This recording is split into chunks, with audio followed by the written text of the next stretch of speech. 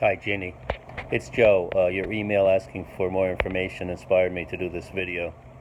The last video I did on the subject of miracles and spiritual encounters in my life was the video I did in Vero Beach that I sent to you when I got the picture in the sunset after telling the Lord that I didn't want any more poetry, that it was scaring me.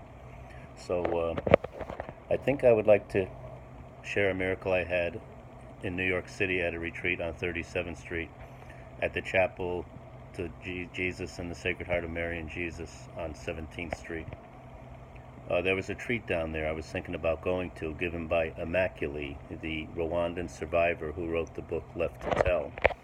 I had seen her at my father's house 7 years ago, and I went down there last March to a retreat she was giving.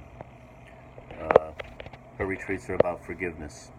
She survived the Rwandan massacre, and her entire family was killed, and she wound up working for the United Nations. And now she goes out and gives talks on forgiveness. So I had seen her talks, and I was thinking about going again. I got an email from her talking about the retreat, and I responded and made a reservation. And I started to have second thoughts, because I do 12-step work, and I get a lot of opportunity to work with forgiveness. And I thought maybe I didn't want to waste the time of going down there. But I did drive down to Stamford from Danbury, and I parked at West Beach the day before the retreat.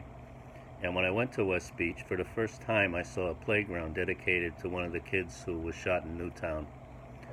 And the playground had Jesse's picture on it. And it also had the waxboard message that he left to his mother, nurture, healing, and love, on it. And I remembered reading a newspaper article about this during the day of the shootings, and it moved me tremendously, because Jesse's older brother had told the mother, "Don't worry, Mom. In God's time, our whole lives are just like a blink of the eye."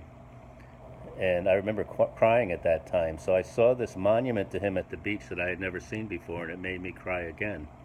And I said, I wonder if this child's mother can forgive the killer of her son, that psychotic man who shot him, who used to play video games all the time. And this moved me into going to the retreat the next day, despite the fact that I wasn't going to go.